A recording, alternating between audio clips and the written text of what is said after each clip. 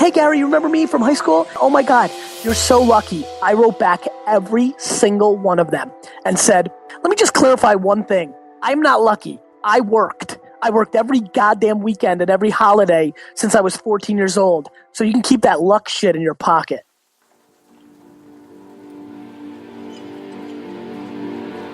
What's up guys, I'm currently in Singapore, Shanghai Airport. You can see I'm just about to board a plane here to Heathrow.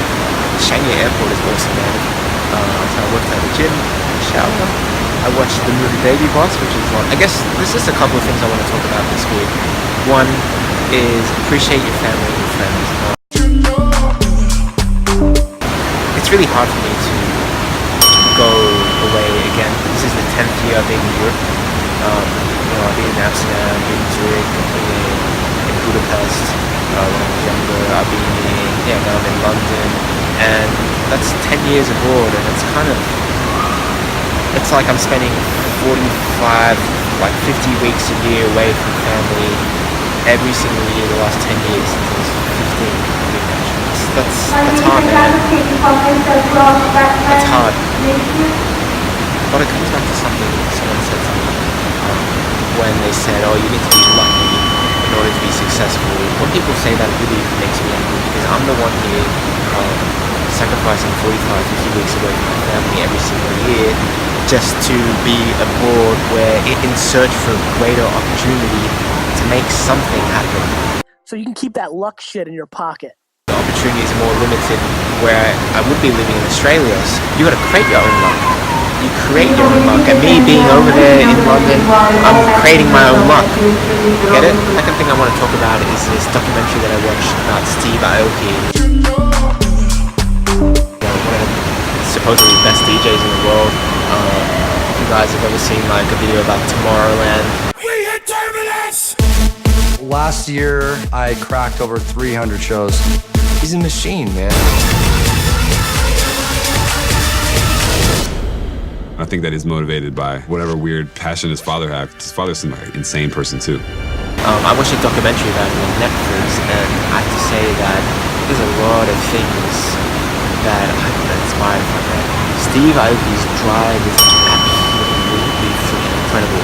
He performs 300 times every single week. Thank you. Thank you. Cheers.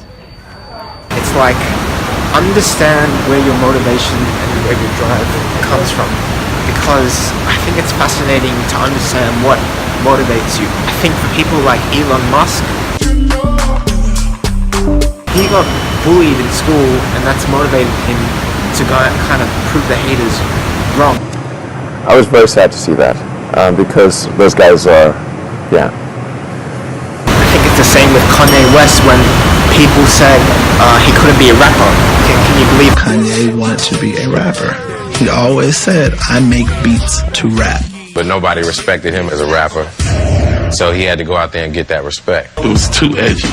The industry is afraid of anything that breaks the conformity of how things flow. We just want some hot beats at the time, be honest with you. Nobody want to hear you rap. We just want your beats. Man, he got a lot of rejection slips. But Kanye was determined to prove everyone wrong. Someone like, I don't know, Lionel Messi. You must think someone like Lionel Messi, he was short. He was really short. Probably a lot of people wrote him off because he was too short to be a footballer, but now you look at him honestly, so... Mi nombre es Lionel Messi y esta es mi historia. Cuando tenía 11 años se me ocurrió un problema de hormonas de crecimiento. Ahí es cuando te das cuenta que las cosas malas pueden resultar bastante buenas. It's so interesting, and obviously Steve's one is with his dad, and how his dad inspired him, and he just wanted to make his dad proud. Growing up, it was always, how do I impress my father? When you became a DJ, he struggled. I didn't know how to run a label. He'd always say, you need to get a job. You need to do something with your life. I wanted to prove to him that I could be successful with music. I'm sitting here and I'm like, the truth is, don't you think motivation comes a little bit from a little bit of darkness?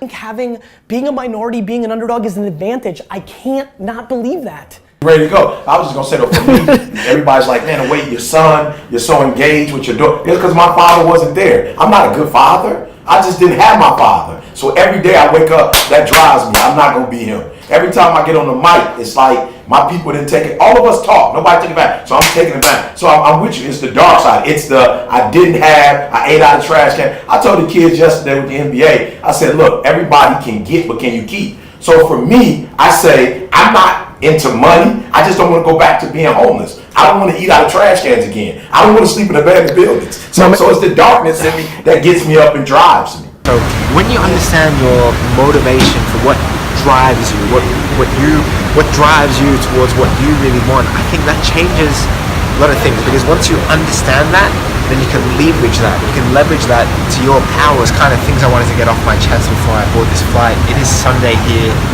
Oh no, actually, it's Monday morning. It's just a couple of things I want to talk about. Hope you guys are having a good week, and that's my Sunday reflection for this week. Off to London.